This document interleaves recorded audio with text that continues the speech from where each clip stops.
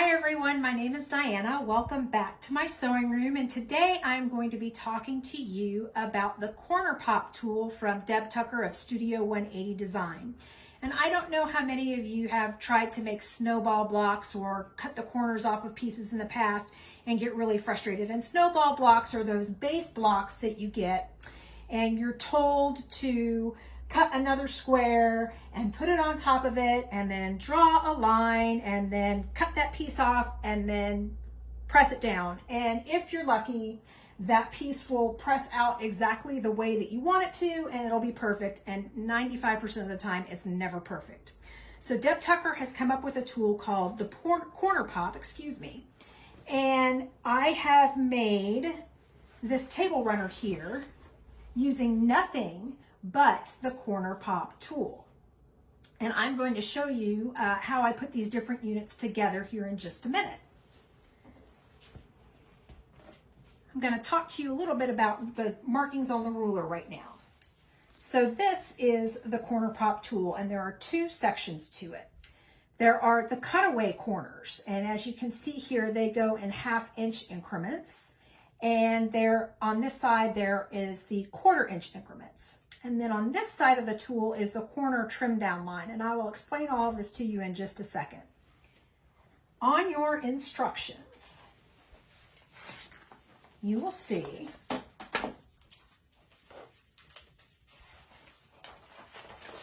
that there is a chart at the very first part of the instructions. And there are 4 different pieces here that Deb has you look at.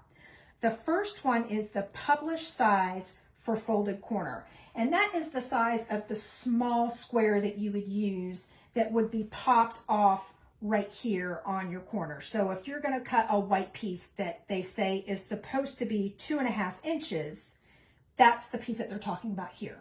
So I'm looking and I'm saying, oh, okay, my square is supposed to be 2.5 inches. And I'm going to look at the cutaway size on the corner pop tool, and that is 2 inches. And that is this line right here.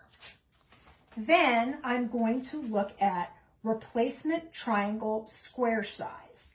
Now, normally that would have been 2.5 inches, but instead it's going to be 3.25 inches, and I'm going to cut that in half once diagonally, which will allow me to pop 2 corners on my unit.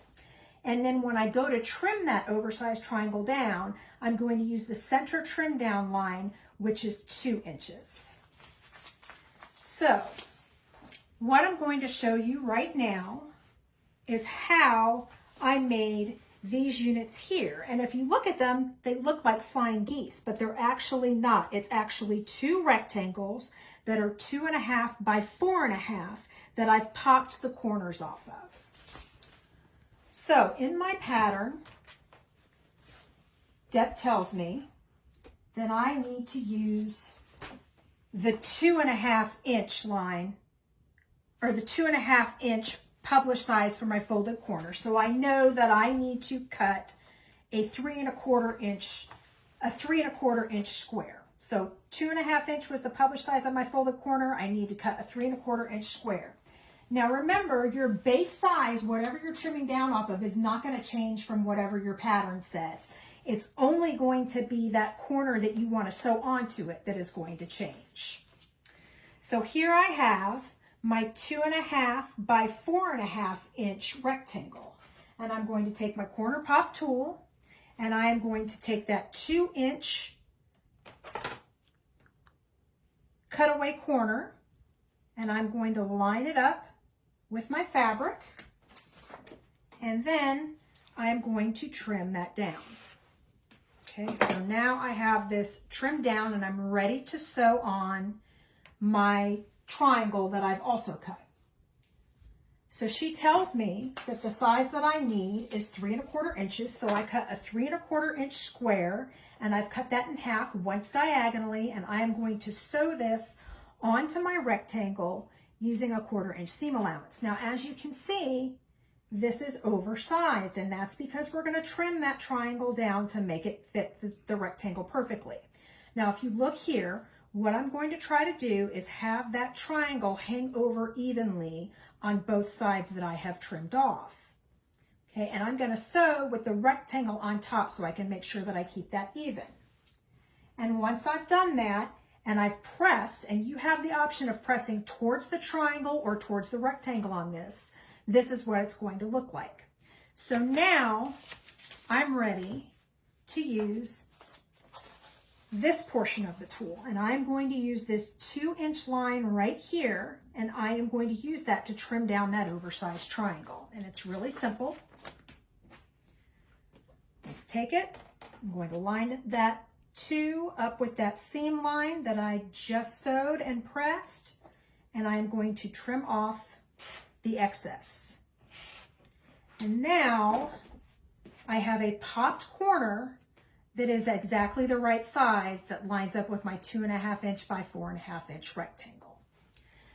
So I know that a lot of you may be going, all right, well, that's great if it's written for the corner pop tool. What do I do if it's not written for the corner pop tool?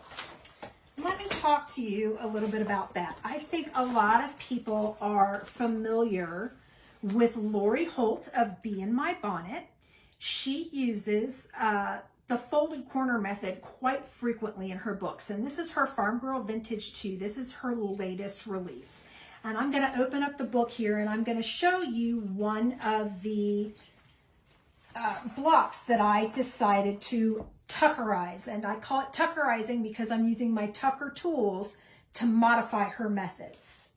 So this is the piece that I am going to look at here. And I can see that I need a B square and an E square. My E square is going to stay the exact same size because I don't alter the size of my base square. The only square that I'm going to alter is B. And if I'm going to make the 12-inch block, I'm looking here and I'm seeing I need a 2.5 inch B square. So if I go back to my instructions, I can see there's my 2.5 inch B square. I'm going to use the cutaway size on the corner pop is going to be 2 inches. I'm going to cut 3¼ inch square, cut it in half once diagonally, and then I'm going to trim down using the 2-inch line on my corner pop tool. So here is my base square that is exactly the size that Lori Holt told me to cut it, and I know I'm going to use my 2-inch trim down line. So I'm going to cut here. Then I'm going to sew my triangle once again, 1/4 inch seam allowance, and this time I have chosen to press towards my darker square here instead of my triangle. That's the great thing about this method. You can press either way. Now I'm going to go back. I'm going to use my 2-inch line and I am going to trim it down. And now I have a perfectly sized 4.5 inch square with the corner popped on it with the measurements that Lori Holt gave me. So you may be saying to yourself, what else can I do with this ruler? Well, a couple of weeks ago, I talked to you about the V-block trimmer. And this is that basic V-block that I was telling you about. Well, I took that basic V-block unit and I popped the corners on it. So there's so many different units that you can do this with. If you just play with this ruler, there's a lot of things that you're going to be able to do.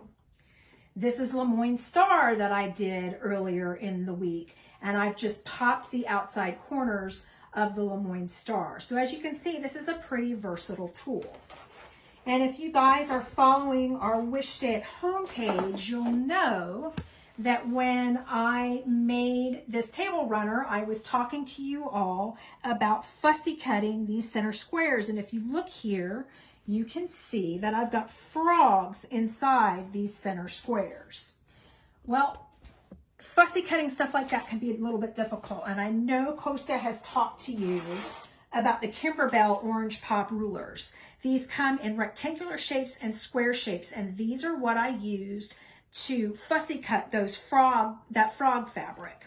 And I used the 4.5 inch ruler to fussy cut that frog.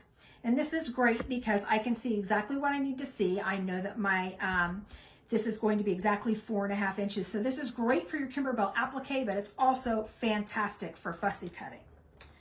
So I hope that you found this informative and interesting. If you have any questions about this ruler, feel free to post them in the comments below. Just to let you know, I did get the pattern for my table runner from the Blockbuster series. This is called the Salem Star. I used my black line master to figure out where I was going to place my fabrics. And as you can see here, just by placing your fabrics differently, you might get a completely different look. We want to thank you for continuing to tune in to our videos that we're doing while we're still under stay-at-home orders. I know we all miss seeing you in the shop. Frank wanted me to remind you that we do have some great specials going right now on our machines. They are as low as $269. They are open Monday through Saturday from 10 to 1. If you're interested in learning about a machine, give them a call and ask for Frank or Costa, and they'll talk to you about the machines, and they'll also give you some pricing. I also wanted to remind you that Lori Kent Lori has just come out with her new line of panels that are available for pre-order on our website. They're fantastic. Most of the panels are priced at $9.99. If you go to our homepage and look for the tab that says Lori Kent Designs, if you go under there, all the panels that are available for pre-order are there. You can order them, and then I believe they will be shipping out in June. So we just want to remind you to come onto our Facebook page to see what's going to be happening. Look for our Facebook Live posts. Look for videos from both me and from Costa. And come join our Wish Stay at Home Projects page where you can get encouragement and ask questions about your projects, excuse me. Hope everybody has a great day. Thanks for watching.